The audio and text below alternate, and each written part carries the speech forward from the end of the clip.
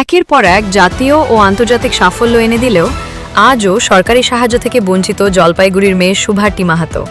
সম্প্রতি West Bengal senior state powerlifting চ্যাম্পিয়নশিপে মহিলাদের ৬৯ কেজি বিভাগে প্রথম স্থান অধিকার করে জলপাইগুড়ির মুখ উজ্জ্বল করেছে সে। সেই সাফল্যের মাধ্যমে জাতীয় পাওয়ারলিফটিং প্রতিযোগিতায় অংশগ্রহণের যোগ্যতা অর্জন করেছে শুভার্তি। এর আগেও বহুবার জাতীয় চ্যাম্পিয়ন হওয়ার পাশাপাশি ৩বার জাতীয় রেকর্ড গড়েছে এই প্রতিভাবান ক্রীড়াবিদ। শুধু দেশেই নয়, আন্তর্জাতিক ক্ষেত্রেও ভারতের প্রতিনিধিত্ব করে সাফল্য এনে দিয়েছে শুভার্তি। ২০২৩ সালে সাউথ আফ্রিকায় অনুষ্ঠিত আন্তর্জাতিক বেঞ্চ প্রেস প্রতিযোগিতায় অংশ নিয়ে দেশের জন্য একটি রৌপ্য ও একটি তাম্র পদক জয় করে সে। এত সাফল্যের পরেও আজও সরকারি সহায়তা বা পৃষ্ঠপোষকতা না পাওয়ায় হতাশ পরিবার। শুভার্তির মা সরস্বতী মাহাতো বলেন, বিভিন্ন প্রতিকূলতার মধ্য দিয়েও মেয়ে সাফল্য আসছে, কিন্তু কোনো ধরনের সাহায্য না পাওয়ায় ভবিষ্যৎ নিয়ে আমরা চিন্তিত। সরকারি সহায়তা পেলে মেয়ে আরও ভালোভাবে দেশের নাম উজ্জ্বল করতে পারত। ফের জলপাইগুড়ির জন্য সাফল্য আনতে পেরেছো, এটা কোথায় হয়েছিল আর কি সাফল্য আনতে পেরেছো? এটা হাওড়ায় আন্দুলে অনুষ্ঠিত হয়েছিল। সেখানটায় হচ্ছে আপনার স্টেট এবং ইস্টার্ন ইন্ডিয়া দুটো কম্পিটিশন হয়েছিল এবং আমি সিনিয়র স্টেট গেমসে পার্টিসিপেট করি এবং সেখানে 69 ক্যাটাগরি ওমেনে ওভারঅল পাওয়ার লিফটিং এবং গোল্ড মেডেল পেয়েছি। আচ্ছা, এই যে এরপরে কি লক্ষ্য রয়েছে?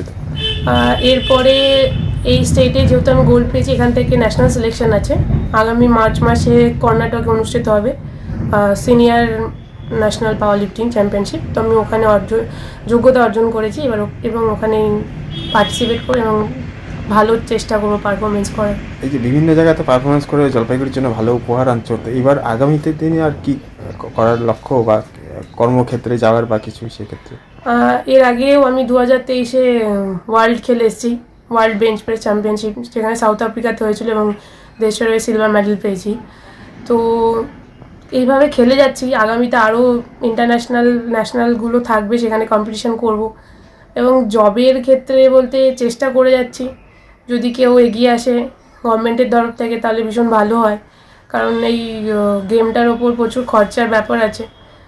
আর কেউ যদি স্পন্সারও করেন তাহলে খুব ভালো হয়, যাতে আমি আগামীতে আরও চালিয়ে যেতে পারবো এবং আরও ভালো হয়তো রেজাল্ট করতে পারবো।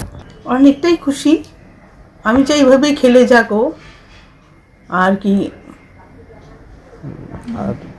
কর্মক্ষেত্রে বা যাওয়ার ক্ষেত্রে? কর্মক্ষেত্রের বলতে এখন অবধি তো কোনো চাকরির সুযোগ হয় নাই। যদি সরকার থেকে কোনো চাকরির ব্যবস্থা হয়ে যায় খুব ভালো হয়, যেহেতু ও ইন্টারন্যাশনাল খেলে এসছে, ভারতের হয়ে খেলছে, ভারতের হয়ে ও মানে ব্রোঞ্জ পদক এনেছে আর আপনার তামার পদকও এনেছে। যেহেতু দুটো পদক এনেছে ও, সেই এতে বলবো যে যে মেয়ে ভারতের হয়ে খেলছে তার দিকে একটু যদি সরকার একটু দৃষ্টি করেন খুব ভালো হয়। বিভিন্ন জায়গায় তো দেখা যায়, বিশেষ করে অন্যান্য জেলা বা ইয়েতে, হ্যাঁ ও দেশের জন্য খেললেই অন্তপক্ষে চাকরির একটা সুযোগ থাকে সরকারি। এখনো ওর হয়নি, ও পায়নি সেই সুযোগটা, ওর আসেনি এখনো।